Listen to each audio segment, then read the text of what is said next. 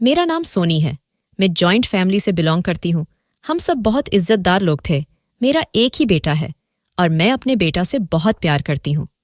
बचपन से ही हमने अपने बेटे को बहुत लाड प्यार से पाला है। मेरे बेटा हमसे जिस चीज़ की भी ख्वाहिश करता था, हम उसको वही चीज़ लाकर दे दिया करते थे। हमने कभी भी अपने बेटे की ख्वाहिश को नहीं मारा था। मेरा बेटा बहुत खूबसूरत और पढ़ा लिखा था। मैं अपने बेटे की शादी किसी ऐसी लड़की से करना चाहती थी जो मेरे बेटे को हमेशा खुश रखे और जिसके आने से हमारे घर में खुशियां ही खुशियां फैल जाए। मैंने सोच रखा था कि मैं जब भी मेरी बहू आएगी, मैं उसको कभी भी बहू नहीं समझूंगी, बल्कि अपनी बेटी समझूंगी। जब मेरे बेटे की नौकरी लग गई तो मैं खुश हो गई थी कि अब मुझे अपने बेटे की शादी करनी थी। जब मेरा बेटा घर आया तो मैंने उससे कहा, मैं तुम्हारी शादी करना चाहती हूँ और मैं तुम्हारे लिए रिश्ते ढूंढ रही हूँ। मेरे बेटे ने मायूसी से अपना चेहरा लटका लिया। मुझे ऐसा लगा जैसे वह अपनी शादी की बात पर खुश नहीं हुआ था।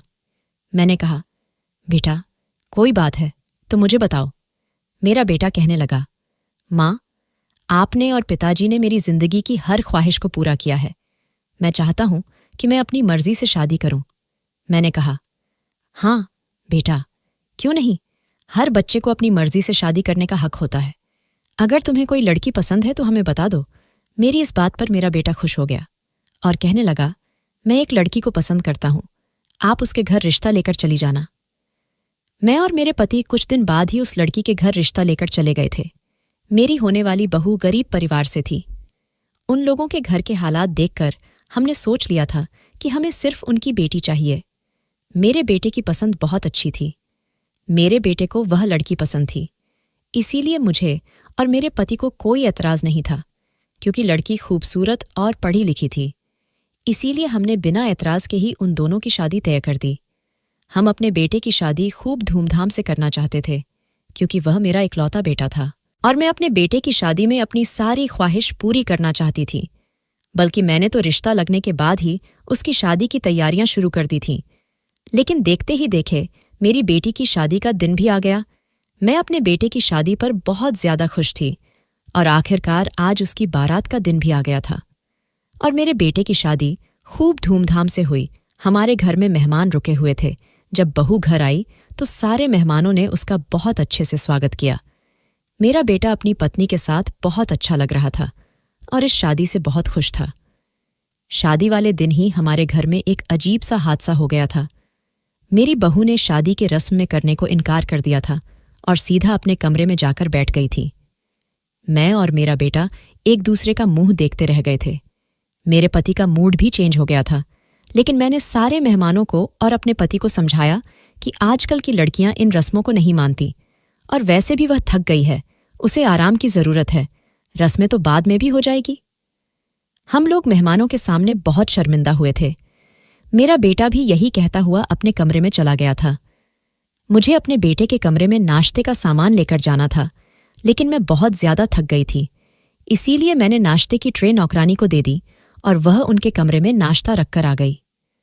मैं अगर अपने कमरे में लेट गई। बहुत रात हो चुकी थी। सारे मेहमान भी सो गए थे। मैंने भी सोने के लिए अपनी आंखें बंद कर ली थीं।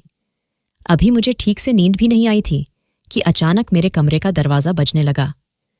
मैंने दरवाज़ा खोला तो मैं देखकर हैरान रह गई कि मेरे सामने मेरा बेटा खड़ा हुआ था। वो मुझे कहने लगा, माँ, मुझे आपके कमरे में सोना है। आप मेहमान वाले कमरे में जाकर सो जाओ। मैं पिताजी के साथ बेड पर सो जाऊंगा। मैंने कहा, बेटा क्या हुआ है? तुम्हारा दिमाग तो ठीक है। अपनी शादी की पहली रात तुम अपनी नई नवेली पत्नी को अकेला कमरे में छोड़कर आ गए हो और तुम्हें यहां पर क्यों सोना है? मगर मेरे बेटे ने किसी बात का कोई जवाब नहीं दिया और मेरी जगह पर अपने पिता के पास जाकर लेट गया। मेरे पति पहले ही सो चुके थे। मेरा बेटा मुझसे कहने लगा, माँ, मुझे नींद आ रही है, प्लीज आप मेहमान वाले कमरे में जाकर सो जाओ। मैं खामोश होकर अपने घर के दूसरे कमरे में आकर लेट गई जहां पर मेहमान लेटे हुए थे। मैंने सोचा कि हो सकता है पति पत्नी के बीच कोई लड़ाई हो गई हो। मैं सुबह उठते ही सबसे पहले अंकित के पिता को यह सब कुछ बताऊंगी कि आखिर अंकित अपनी नई नवेली पत्नी को छोड़कर हमारे कमरे में सोने के लिए क्यों आ गया था। सुबह जैसे ही उठकर मैं अपने कमरे में आई, मैंने देखा कि सुबह के 6 बज रहे थे। मेरे पति तो अपनी जगह पर ही सो रहे थे, लेकिन मेरा बेटा बेड पर मौजूद नहीं था। मैं अपने मन में सोच रही थी कि अंकित इतनी सुबह ही अपनी पत्नी के पास चला गया।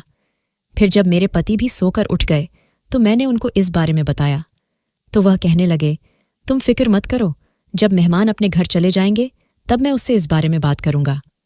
वो भी बहुत परेशान हो गए थे। कहने लगे, शायद दोनों के बीच झगड़ा हो गया होगा, लेकिन उसके बाद ऐसी नौबत ही नहीं आई थी। बहू और मेरे बेटे का बिहेवियर बहुत अच्छा लग रहा था। उन दोनों को देखकर लग ही नहीं रहा था कि उनके बीच रात को कुछ हुआ होगा। ना, वह दोनों एक दूसरे से नाराज लग रहे थे और ना ही उनको देखकर ऐसा लग रहा था कि रात को उन दोनों के बीच झगड़ा हुआ था। हम दोनों पति पत्नी उनको देखकर खुश हो गए थे। हम दोनों को जो अपने बेटे और बहू की तरफ से फिक्र थी, अब वह खत्म हो गई थी। हम दोनों अपने अपने कामों में बिजी हो गए थे और शाम तक हमारे घर के मेहमान भी अपने अपने घर को वापस लौट गए थे। लेकिन जैसे ही रात हुई, मेरा बेटा अपनी पत्नी के पास कमरे में गया। हम भी अपने कमरे में आकर लेट गए थे। जैसे ही मेरे पति को गहरी नींद आई, थोड़ी देर के बाद मेरे बेटे ने फिर से हमारा दरवाज़ा बजाया और कहने लगा, माँ, आप दूसरे वाले कमरे में जाकर सो जाओ, मैं पिताजी के पास सोना चाहता हूँ। आज फिर वह मेरे कमरे में आ गया। मुझे कुछ ठीक नहीं लग रहा था। मैं खामोशी से अपने कमरे से निकालकर बराबर वाले कमरे की तरफ जाने लगी तो आगे से गुजरते हुए मुझे एक अजीब सी आवाज़ आई। मैं घबरा गई। यह आवाज़ किसी और की नहीं बल्कि मेरी बहू की थी। वह अपने कमरे में चीख रही थी और रो रही थी। मैं परेशान हो गई।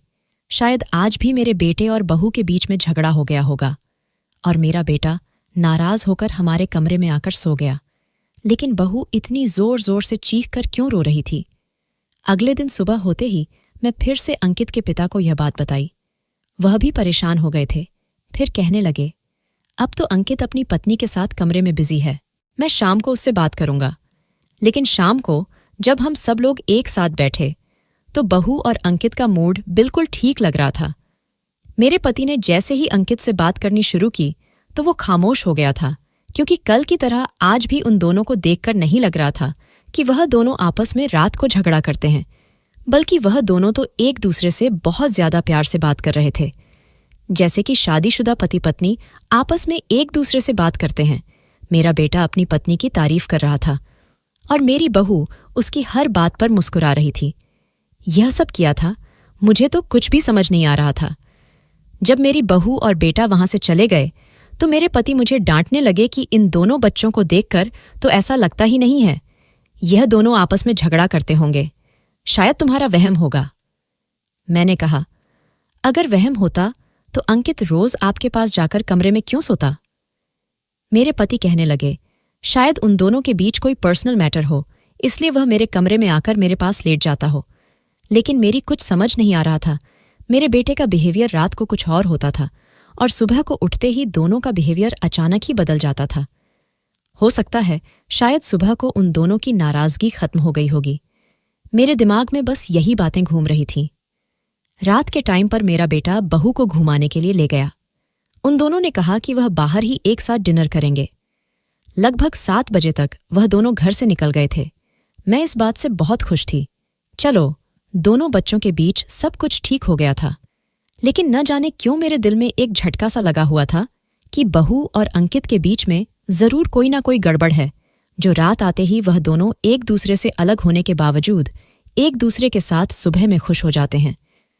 यह बात मेरे लिए तो काफी हैरान कर देने वाली थी और मैं सोचते सोचते ही इतना परेशान हो जाती थी कि मेरे सर में दर्द होने लगता था। मैं अपनी बहू और उसके परिवार वालों को भी ठीक से नहीं जानती थी, क्योंकि उन दोनों की पसंद की शादी थी। लेकिन मुझे पूरा भरोसा था कि मेरे बेटे ने किसी अच्छी लड़की से ही शादी की थी। पर जब से शादी हुई है, न जाने यह लोग रात को क्या गड़बड़ करते रहते हैं, और मैं यही सोच रही थी कि इस शादी का क्या अंजाम होगा। रात के 11 बजे तक लगभग मेरे बेटा और बहू घर पर वापस आ गए थे। वो जब घर वापस आए तो बहुत खुश नजर आ रहे थे। मेरे बेटे ने बहू के साथ ली हुई फोटो भी मुझे दिखाई। फोटो में भी वह दोनों बहुत खुश नजर आ रहे थे और उन दोनों को देखकर लग ही नहीं रहा था कि वह आपस में झगड़ते भी होंगे। मेरे बेटा और बहू बाहर से ही रात का खाना खाकर आए थे और साथ ही साथ मेरे और अपने पिताजी के लिए भी मेरा बेटा खाना पैक करवाकर लेकर आया था, जबकि हम दोनों पति पत्नी खाना खा चुके थे। लेकिन मुझे खुशी हुई थी कि मेरे बेटे को अपनी माँ और पिताजी की परवाह थी। पत्नी आने के बाद वह बदला नहीं था। थोड़ी देर मुझसे बातें करने के बाद वह दोनों अपने कमरे में चले गए। मुझे किचन का कुछ काम करना था, इसीलिए मैं किचन में जाकर अपने काम में बिजी हो गई। 2 घंटे ही गुजरे थे कि अचानक मेरे बेटे के कमरे का दरवाज़ा खुला। मैंने जैसे ही अपने बेटे की कमरे की तरफ देखा तो मेरा बेटा अपने कमरे से बाहर निकल रहा था और कमरे के दरवाजे को बाहर से बंद कर रहा था। मैं उसे ऐसा करता हुआ देखकर बाहर चली गई। वह मुझे भी शर्मिंदा होकर देखने लगा और कहने लगा कि मैं आपके कमरे में सोने जा रहा हूं। आपको जब नींद आएगी तो आप बराबर वाले कमरे में सो जाना। मतलब आज भी वह अपनी पत्नी को कमरे में छोड़कर मेरे कमरे में सोने चला गया था। मुझे बड़ी हैरत होती थी कि मेरी बहू अपने पति को कमरे से जाने क्यों देती है। कमरे का झगड़ा कमरे के अंदर भी तो रखा जा सकता है। आखिर ये दोनों ऐसा क्या कर रहे थे? जब वह दोनों कमरे के अंदर गए थे तो उनका मूड बहुत अच्छा था और फिर उनके कमरे में से लड़ने की भी आवाज नहीं आई थी। किस बिना पर मैं यह समझती कि उनका आपस में कोई झगड़ा हो रहा है। वह दोनों तो बड़े खामोशी और प्यार के साथ अपने कमरे में चले गए थे। आखिर यह सब क्या चल रहा था और इसमें क्या राज था? मैंने आज अपने कमरे में जाना ठीक नहीं समझा था। मैं हाल में ही सोफे पर लेटकर सोने लग गई थी, लेकिन अचानक मुझे बहू के चीखने की आवाजें आने लगी और वह जोर जोर से रो रही थी। मैंने सोचा शायद अपने पति को कमरे से निकलने के बाद बहू को पछतावा हो रहा होगा, इसी वजह से वह इतनी बुरी तरह से रो रही है। फिर मैंने सुबह उठते ही देखा कि मेरा बेटा अपने कमरे में वापस जा रहा था और कुछ देर के बाद वह दोनों खुशी खुशी नाश्ता करने के लिए अपने कमरे से बाहर निकले। उन दोनों को देखकर लग ही नहीं रहा था कि यह एक दूसरे से नाराज है, बल्कि वो तो एक दूसरे से हंसी मजाक कर रहे थे। नाश्ता करने के बाद मेरे बेटे ने कहा, माँ, मैं निधि को उसके मायके लेकर जाना चाहता हूँ। वह शाम तक वापस आ जाएगी। मैं उसको छोड़ने जा रहा हूँ। मैं उन दोनों को परमिशन दे दी और वह दोनों चले गए। मेरा बेटा तो बहू को छोड़कर थोड़ी देर में ही वापस आ गया था। जब वह आकर मेरे पास बैठा तो मैंने उससे बात की और कहा कि यह तुम दोनों के बीच क्या चल रहा है? अगर तुम उस लड़की के साथ खुश नहीं हो तो तुमने शादी ही क्यों की थी? रोज रात को तुम दोनों अजीब तरह का तमाशा घर में लगा लेते हो। तुम्हारी पत्नी इतनी ज्यादा बुरी आदत की है कि रात को वह तुम्हें अपने कमरे से बाहर निकाल देती है और तुम खामोशी से निकालकर मेरे कमरे में आ जाते हो। मेरी बात सुनकर मेरा बेटा घबरा गया था और बात को टालने की कोशिश करने लगा। कहने लगा, नहीं माँ, ऐसी कोई बात नहीं है, आपको गलतफहमी हो रही है। वह मेरी बात पर साफ मुकर रहा था, लेकिन उसने मुझे अपने लड़ाई की वजह नहीं बताई। मुझे कोई गलतफहमी नहीं हो रही थी, बल्कि मुझे लग रहा था कि इन दोनों के बीच जरूर कुछ गलत चल रहा है। शादी को धीरे धीरे 15 दिन हो गए थे, लेकिन हर रोज वही तमाशा लगा रहता था। जिस दिन से मेरे बेटे की शादी हुई थी वह मेरे कमरे में ही सो रहा था और मुझे पास के कमरे में सोना पड़ता था। इस बात पर मेरे पति भी उससे कुछ नहीं कहते थे। उनका कहना था कि हो सकता है पति पत्नी का आपस का पर्सनल मैटर है, इस वजह से वह दोनों एक दूसरे के साथ नहीं सोते। अगर वह दोनों झगड़ा करते तो एक दूसरे के साथ इतना ज्यादा खुश नहीं होते। मेरे पति कहते थे कि उन दोनों को देखकर लगता ही नहीं कि वह दोनों आपस में झगड़ा करते होंगे, बस तुम्हें ही गलतफहमी लगी रहती है। न जाने तुम अपने दिमाग में बच्चों के लिए क्या क्या सोचती रहती हो। मैं बड़ा परेशान हो गई थी कि आखिरकार मैं क्या करूं। बहू के कमरे से सारी रात चीखने की आवाज आती रहती थी। बेटे से पूछने की कोशिश की तो उसने साफ मना कर दिया। मैंने अपनी बहू से भी पूछा, तुम ऐसा क्यों कर रही हो? मगर उसने भी मुझे कुछ नहीं बताया। मैंने उसको इस बात पर डांटा भी कि अगर तुम्हें मेरे बेटे से शादी करनी ही थी तो फिर उसके साथ खुश रहो और सुखी सुखी अपनी जिंदगी गुजारो। इस तरह से करने की क्या जरूरत है? मैंने अपनी बहू को बहुत सारी बातें सुनाई थीं, लेकिन उसने मेरी किसी बात का कोई भी जवाब नहीं दिया था। वह सिर्फ खामोश बैठी हुई मेरी बातें सुनती रही। मुझे उस पर और भी ज्यादा गुस्सा आ रहा था कि अगर मैं बहू से कोई बात पूछ रही हूं तो वह मुझे मेरी बात का जवाब नहीं दे रही। दूसरी तरफ मेरे बेटे का बिहेवियर भी यही था। दोनों ही मिलकर सच बताने के लिए तैयार ही नहीं थे और रात को अलग अलग कमरों में सो जाते थे और सुबह जब उठते तो इनमें आपस में इतनी ज्यादा मोहब्बत होती कि जिसे देखकर कोई कह ही नहीं सकता कि बहू अंकित को कमरे से बाहर भी निकाल सकती है। दोनों रोज शाम को घूमने भी जाते थे और फिर घर को डिनर करके ही वापस लौटते थे। आस पड़ोस के लोग भी उनकी मोहब्बत की तारीफ किया करते थे, लेकिन उन्हें क्या पता था कि रात को यहाँ पर क्या तमाशा होता है। ये तो सिर्फ मैं जानती थी कि मैं किस दुख से गुजर रही थी। मैं बहुत ज्यादा परेशान रहने लगी थी। लेकिन बहू मुझसे यही कहती थी कि माँ जी, हमारे बीच में किसी तरह की कोई नाराजगी नहीं है, आपको फिक्र करने की कोई जरूरत नहीं है, हम अपने मैटर खुद सॉल्व कर लेंगे। मगर वह मुझे बताने के लिए तैयार क्यों नहीं थी कि वह ऐसा क्यों करती है। उधर मेरा बेटा भी यही कहता कि मुझे अपनी पत्नी से कोई परेशानी नहीं है। लेकिन मुझे कहीं ना कहीं अपने बेटे पर शक होने लगा था। जरूर कोई बड़ी बात थी जो यह दोनों पति पत्नी मुझसे छुपा रहे थे और बताने के लिए तैयार नहीं थे। मैंने आज फैसला कर लिया था कि मैं कमरे का राज जानकर ही रहूंगी। आखिर मेरी बहू बेटे को कमरे से बाहर क्यों निकलती है। मैंने अपनी बहू और बेटे पर नजर रखनी शुरू कर दी। मेरे बेटे की ऑफिस की छुट्टियों के दिन भी खत्म हो गए थे और मैं भी सारा दिन घर पर ही रहती थी। जब मेरे बेटे की शादी नहीं हुई थी, मैं अकेली घर में रहती थी। इसी वजह से मैं पड़ोस में अपनी सहेली के घर चली जाती थी और थोड़ा वक्त वहां गुजार कर आती थी। लेकिन जब से मेरे बेटे की शादी हुई थी, मेरा वहां पर जाना नहीं हुआ था। अंकित ने भी ऑफिस जाना शुरू कर दिया था। मेरे पति तो शादी के 4-5 दिन के बाद ही नौकरी पर जाने लगे थे। मेरे पति और बेटे का कारोबार अच्छा था। मैंने यही सोचा था कि अब मैं घर पर ही रहूंगी और अपनी बहू पर नजर रखूंगी और देखूंगी कि वह ऐसा क्यों करती है। उसका ऐसा करना बिल्कुल ठीक नहीं है। लेकिन मैं सारा दिन उसके साथ घर में दिन गुजारती थी। मुझे उसकी किसी भी हरकत पर शक नहीं होता था। फिर ना जाने क्यों वह मेरे बेटे को कमरे से बाहर क्यों निकाल दिया करती थी। एक दिन मैंने सोचा कि मेरा बेटा जब अपने कमरे में जाएगा तो मैं उन दोनों के बीच की बातें सुनूंगी और कमरे की खिड़की से झांक कर देखूंगी कि वह दोनों आपस में क्या करते हैं। वह दोनों पहले तो इधर उधर की बातें कर रहे थे। मुझे लगा शायद उन दोनों के बीच सब कुछ ठीक है। मैं पीछे पलटकर अपने कमरे की तरफ आने ही लगी थी कि इतनी देर में जब मैंने अपने बारे में बात होती सुनी तो मैं उन दोनों की बात सुनकर रुक गई और बात को गौर से सुनने लगी। मेरी बहू बेटे से कह रही थी कि माँ जी तो हम दोनों के पीछे हाथ धोकर पड़ गई हैं। बस हमेशा यही जानने में लगी रहती हैं कि रात को तुम कमरे से बाहर क्यों निकल जाते हो। उन्हें ऐसा लगता है कि मैं तुम्हें कमरे से बाहर निकाल देता हूँ। तुम अपनी माँ को समझा दो कि वो हमारे बारे में जानने की ज्यादा कोशिश ना करें और हमारे मामलात से दूर रहे। हम दोनों खुशी खुशी जिंदगी गुजार रहे हैं और उनके सामने भी हंसी खुशी रहते हैं। ना जाने उन्हें हमसे क्या प्रॉब्लम रहती है। बहू की ऐसी बातें सुनकर तो मुझे गुस्सा आ गया था। लेकिन मुझे ऐसा लगा कि मेरा बेटा मेरे खिलाफ अपनी पत्नी से ये बात नहीं सुन सकता। लेकिन जो बात मेरे बेटे ने कही वह सुनकर तो मैं हैरान रह गई थी। मेरे बेटे ने अपनी पत्नी से कहा कि तुम फिक्र मत करो, मैं माँ को समझा दूंगा। और फिर मेरा बेटा रात के टाइम पर मेरे पास आया और मुझे समझाने लगा। कहने लगा, मेरी पत्नी मेरे साथ बहुत अच्छे और प्यार से रहती है। आपको हमारे मैटर में बोलने की कोई जरूरत नहीं है। यह सुनकर मेरी आंखों में आंसू आ गए थे। क्या इसी दिन के लिए मैंने अपनी बेटे की शादी कराई थी। मैंने फैसला कर लिया था कि अब मैं उनके किसी भी मामलात में दखल अंदाजी नहीं करूंगी।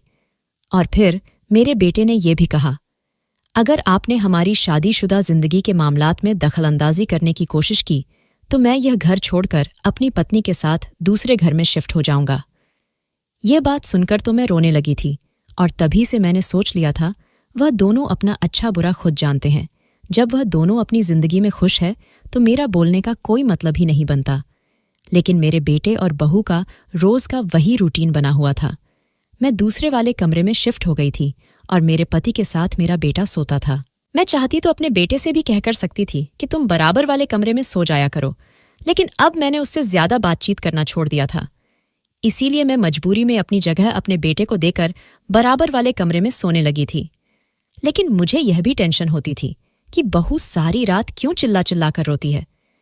लेकिन अब मैंने इस बारे में ज्यादा सोचना बंद कर दिया था। मैं बहू से भी ज्यादा बात नहीं करती थी। एक दिन मेरे पड़ोस में रहने वाली सहेली मुझे अपने साथ मार्केट लेकर चली गई। मैं रिक्शा में बैठी हुई थी और हम मार्केट से वापस आ रहे थे। तभी अचानक मेरी नज़र सड़क पर चलती हुई लड़की पर गई। वह लड़की कोई और नहीं बल्कि मेरी बहू निधि थी और उसके साथ एक उम्रदार आदमी भी मौजूद था। यह आदमी उसका पिता या भाई तो नहीं था, लेकिन कौन था मैं ठीक से देख नहीं पाई कि मेरी बहू के साथ कौन था। जब मैं घर पहुंची तो मेरे जाने के 10 मिनट बाद ही बहू भी घर पर आ गई थी। मैंने अपनी बहू से पूछा, निधि तुम कहाँ पर गई थी? तो वो कहने लगी, मैं अपने मायके गई थी और अभी रिक्शा में बैठकर यहाँ पर आई हूँ। लेकिन मैंने सोचा कि निधि तो मुझे पैदल आई हुई नजर आ रही थी, इसका मतलब वह मुझसे झूठ बोल रही थी। मेरी आंखों ने कुछ गलत नहीं देखा था। मैं खुद निधि को पैदल आते हुए उसे उम्रदार आदमी के साथ चलते हुए देखा था, और निधि कह रही थी कि वह रिक्शा में बैठकर यहाँ आई है। लेकिन मेरे दिल में अजीब अजीब ख्यालात आ रहे थे।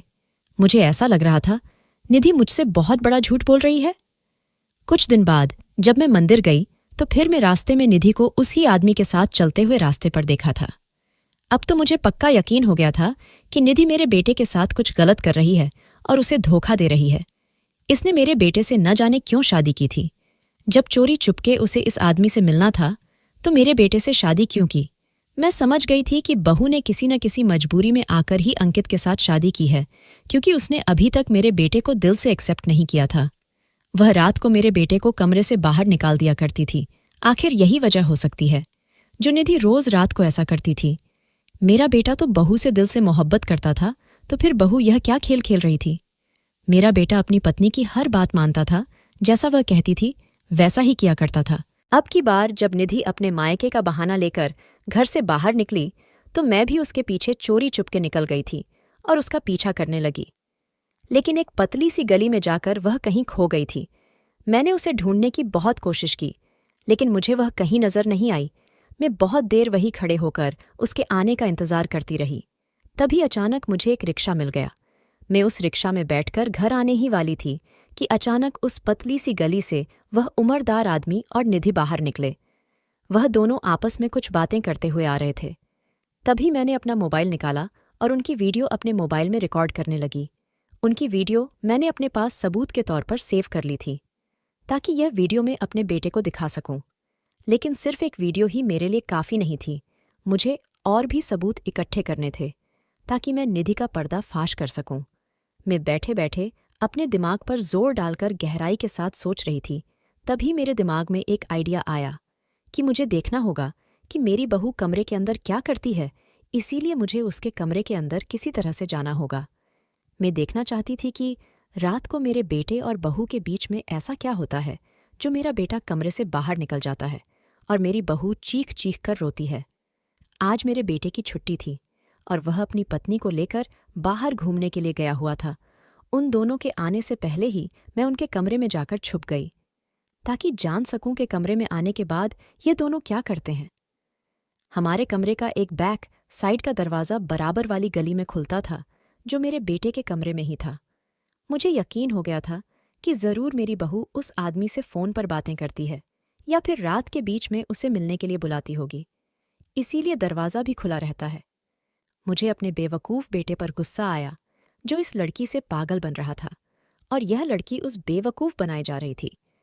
बल्कि इस लड़की को तो मेरे बेटे में कोई इंटरेस्ट ही नहीं था, तभी तो वह उसकी कदर भी नहीं करती थी। मैं आज अपनी बहू को रंगे हाथों पकड़ना चाहती थी, और मेरे मोबाइल में वह वीडियो भी मौजूद थी। रात के 11 बज रहे थे जब मेरे बेटा और बहू कमरे के अंदर दाखिल हुए। कुछ देर तक तो वह बैठकर आपस में बातें करने लगे। उनकी बातों से ऐसा नहीं लग रहा था कि उनके बीच झगड़ा होता है। लगभग 1 घंटे तक वह दोनों प्यार भरी बातें करते रहे। मैं उन दोनों की इन बातों पर कोई ध्यान नहीं दे रही थी और चोरी चुपके अलमारी के दरवाजे के पीछे खड़ी हुई थी। मैं तो बस यही चाहती थी कि निधि की सच्चाई मेरे बेटे के सामने खुलकर आ जाए। रात के 12:30 हो चुके थे। मेरे बेटे ने बहू से कहा, अब उनके आने का टाइम हो गया है, अब मुझे जाना होगा। मेरे बेटे ने अपनी पत्नी को गले लगाया और उसका माथा चूमते हुए कहने लगा, मैं जा रहा हूं, तुम अपना ख्याल रखना। वह दरवाजे से बाहर निकल गया। उसके बाहर निकलते ही मेरी बहू ने किसी को कॉल लगाई। मेरा अंदाजा बिल्कुल सही था। मेरी बहू कुछ तो गलत कर रही थी जिससे मैं अनजान थी, और शायद मेरा बेटा भी। मुझे अपना शक सही होता नजर आ रहा था। मेरी बहू उस आदमी के साथ मिली हुई थी, लेकिन न जाने वह क्या करना चाह रही थी। वह बहुत देर तक फ़ोन पर बातें करती रही, लेकिन मुझे फ़ोन पर बातें करने की आवाज़ ठीक से सुनाई नहीं दे रही थी।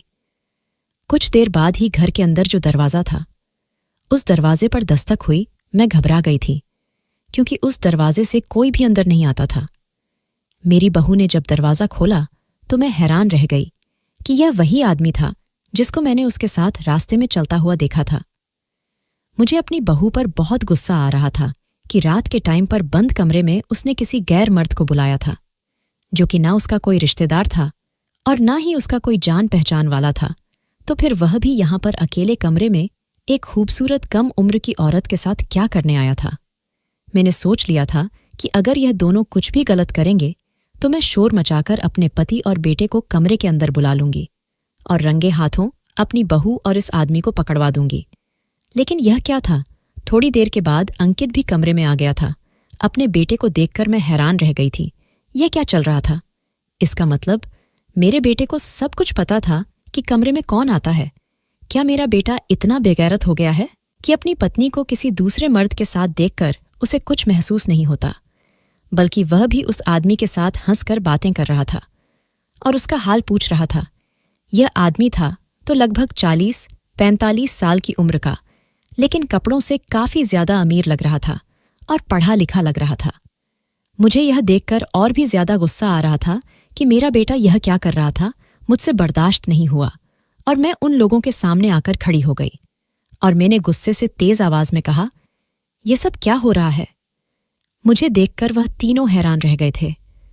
मैंने अपने बेटे से कहा, अंकित, तुम्हें शर्म नहीं आती? तुम्हारी पत्नी का इस आदमी के साथ अफेयर चल रहा है और तुम अपनी पत्नी के खिलाफ जाने की बजाय उसका साथ दे रहे हो। मैंने कई बार तुम्हारी पत्नी को इस आदमी के साथ मिलते हुए देखा है। तुम अपनी बीवी को समझने की बजाय इस आदमी को अपने घर में इज्जत दे रहे हो। आखिर तुम्हारी इज्जत कहाँ पर चली गई है? तुम्हें शर्म नहीं आती अपनी पत्नी को किसी दूसरे मर्द के साथ कमरे में बंद करने पर? क्या तुम अपनी पत्नी की मोहब्बत में इतने ही अंधे हो गए हो कि तुमने कुछ अच्छे बुरे की समझ भी नहीं रही और तुम्हें कुछ अच्छा बुरा दिखाई भी नहीं देता? मेरे बेटे ने मेरे सामने हाथ जोड़ लिए और कहने लगा, माँ, बस अब खामोश हो जाओ, मैं आपकी यह बातें नहीं सुन सकता। उस आदमी ने और बहू ने भी अपनी नजरें नीचे झुका ली थीं।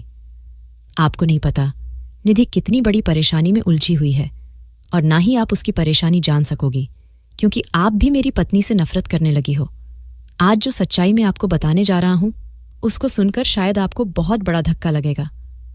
मैं आपको बताना तो नहीं चाहता हूं, लेकिन जब बात मेरी पत्नी की इज्जत पर आ रही है तो मुझे मजबूरन आपको सब कुछ बताना पड़ रहा है कि यहां पर क्या होता है, क्या होने वाला है और क्या चल रहा है। आज आपके सारे सवालों के जवाब मैं देता हूं, क्योंकि मैं भी आपसे इस बात को छुपाकर तंग आ गया हूं। मेरी पत्नी इस आदमी से मिलती है और मेरी परमिशन से ही यह दोनों इस घर में मिलते हैं। और आप जानना चाहती हैं कि यह आदमी हमारे कमरे में क्यों आता है? क्योंकि यह एक साइकेट्रिस्ट है। यह इस शहर के जाने माने साइकेट्रिस्ट है। निधि शादी से पहले ही इनकी पेशेंट है और यह मेरी पत्नी का इलाज करने के लिए यहां पर आते हैं। अपने बेटे की बात सुनकर मैं सोच में पड़ गई थी कि कैसा इलाज और क्या हुआ है बहू को। अंकित ने बताया कि निधि एक दिमागी पेशेंट है। इसके पिता शादी से पहले निधि का इलाज नहीं करवा सकते थे, क्योंकि उनके पास इतने पैसे ही नहीं थे कि वह बड़े डॉक्टर से निधि का इलाज करवा सके। मैंने निधि के पिता से वादा किया था कि मैं निधि का इलाज करवाऊंगा और शादी के बाद भी करवाऊंगा, क्योंकि निधि का इलाज 4 महीने का है। निधि दिमागी मरीज है, पहले बहुत ज्यादा थी, लेकिन अब ट्रीटमेंट होने से धीरे धीरे ठीक हो गई है। यह डॉक्टर सुमित शर्मा है। यह शहर के बहुत बड़े साइकेट्रिस्ट है। मैं आप लोगों को यह बात नहीं बताना चाहता था, क्योंकि अगर मैं आपको यह बताता कि मेरी पत्नी दिमागी मरीज है तो आप मेरी शादी उससे कभी भी नहीं करवाती। आपको भी ऐसा लगता कि निधि पागल है, जबकि ऐसा नहीं है। वो पागल नहीं, बस कभी कभी उसको दौरे पड़ जाते थे, जिसकी वजह से उसकी तबीयत खराब हो जाती थी।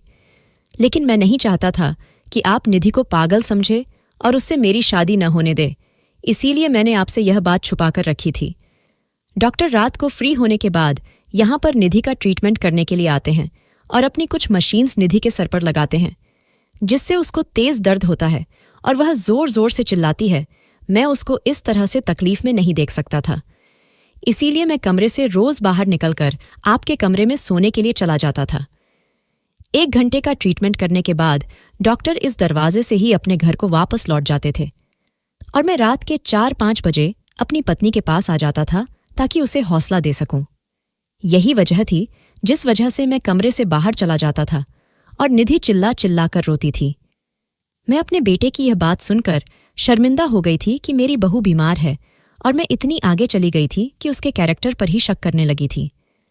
मैंने अपनी बहू को गले से लगा लिया और उससे माफी मांगने लगी, लेकिन मैंने अपने बेटे से कहा कि क्या तुम्हें अपनी माँ पर भरोसा नहीं है?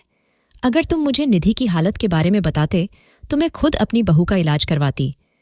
मैंने हमेशा तुम्हारी खुशी के आगे हार मानी है। मैं कभी भी निधि को पागल नहीं समझती बेटा।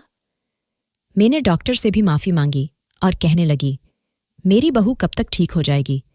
डॉक्टर ने बताया कि आपकी बहू अब काफी हद तक बेहतर हो चुकी है। बस कुछ दिन का ट्रीटमेंट और है, उसके बाद आपकी बहू बिल्कुल ठीक हो जाएगी। यह सुनकर मुझे बहुत खुशी हुई थी। अब मैं खुद अपनी बहू का इलाज करवा रही हूँ और जब रात को डॉक्टर साहब उसका ट्रीटमेंट करने आते हैं तो मैं अपनी बहू के साथ बैठकर उसका हौसला बढ़ाती हूँ। अब मेरे घर में सब कुछ ठीक चल रहा है क्योंकि अब मेरे सामने अपनी बहू बेटे की हकीकत खुलकर आ गई है। मेरी बहू अब ठीक हो गई है और मेरे दोनों ही बच्चे बहुत खुश हैं। मेरे पति को जब यह बात पता चली थी तो उन्होंने भी मुझे ही डांट लगाई थी। उन्होंने कहा कि मैं तुमसे पहले ही कहा था बच्चों के बीच कुछ पर्सनल मैटर होगा, लेकिन तुम मानने के लिए तैयार ही नहीं थी। मैंने सोचा जो होता है अच्छे के लिए ही होता है। अब हमारी फैमिली हंसी खुशी घर में रहती है और मेरी बहू अब प्रेग्नेंट भी है। मैं अपने परिवार के साथ बहुत खुश हूँ। दोस्तों, वीडियो कैसा लगा कमेंट करके ज़रूर बताना। वीडियो को लाइक और चैनल सब्सक्राइब कर देना।